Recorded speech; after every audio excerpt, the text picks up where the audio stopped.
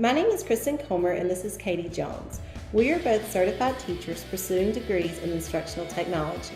We are both Carroll County natives and are now employed with the school system.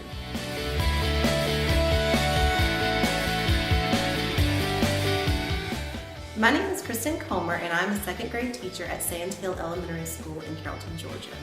My classroom is equipped with a Promethean board for instruction, 4 desktop computers for student use, 4 Nooks for student use, and a desktop and laptop for teacher instruction. There are approximately 800 students at Sand Hill Elementary. I have 19 students in my classroom. As a school, we only have 1 computer lab equipped with 30 computers for content use. There are 43 classrooms at Sand Hill, and we all need to utilize this one lab. This causes conflict and instructional conflict.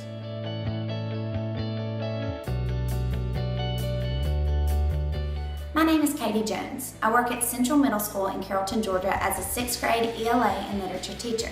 My classroom is equipped with a Promethean board connected to a laptop, a quad set of computers for student and teacher use, and a class set of 30 Nooks from which students read the unit novels.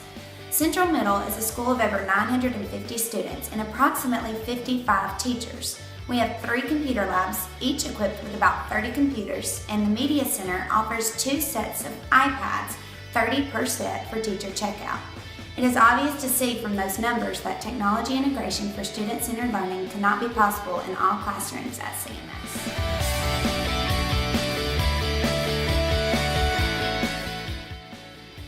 When dealing with technology-enhanced instruction, there are many aspects that act as major contributors to the cause.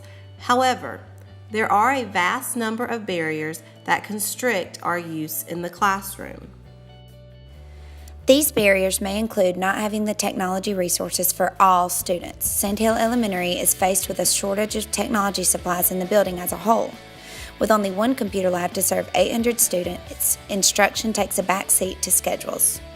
At Central Middle, there are more labs and technology resources, but not near enough to support the student body in the implementation of a technology-enhanced classroom. With there being a lack of funding, budgets for technology have decreased, causing schools to be more aware of technology products they purchase. Lots of SPLOST and Title I dollars have been spent on increasing the amount of technology devices within the school. One strategy that Central Middle used this year to make money stretch a bit further was to search out a less expensive tablet instead of purchasing more expensive iPads. In doing so, the school found a tablet that had most of the same capabilities for half the cost. So we were able to purchase twice as many devices for our SPLOST technology allotment. Though this may sound like a positive, the quality of the product may not prove to be sufficient. With the lack of technical support and the lack of support from some coworkers, technology can be a burden when trying to collaborate with fellow colleagues. Some peers may view technology as a hassle and a disruption in the classroom. Also, because of budget cuts for school systems, adequate technical support may not be available. In fact, technical specialists usually service multiple schools depending on demand. It may take a day or so before support is available. More often than not, the educator will improvise and change the lesson to stay on task. Overly stringent firewalls create a user barrier. Carroll County has set strict guidelines for its internet users and their access to the World Wide Web.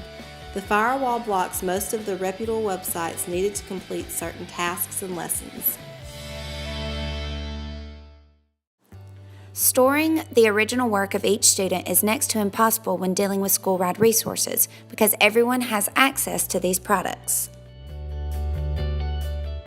Wi-Fi issues within the school are not just a burden because a teacher can't teach the lesson, but also because classroom management suffers. If the planned task cannot be carried out and the instructor has to improvise, students' attention spans tend to wither, and this can cause a mere uproar in the classroom.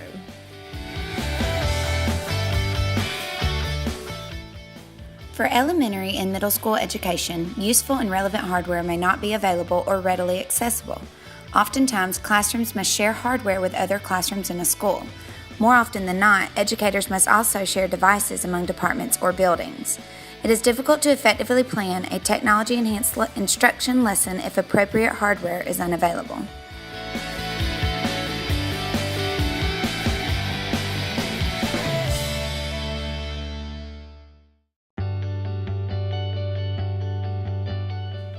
Overall, Carroll County provides adequate technology to teachers and students, but to create a 21st century classroom, we must first decrease barriers in the use of technology. To decrease barriers, we must reach out to those who are willing to contribute to education. There are many opportunities for grants, donations, partnerships, etc.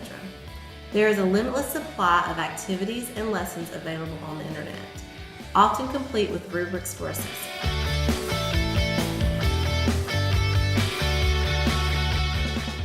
Also, it is important to allow students to see the vulnerability that comes with trying new things. When it comes to trying new things, students know that it's all about the experience and learning opportunity. Realizing ahead of time that there may be bumps in the road and adjusting your attitude is a necessary thing in overcoming some of the psychological barriers associated with using technology. Knowing that it's not going to work every single time the way you want it to, and that it's okay, is an important philosophy to adopt.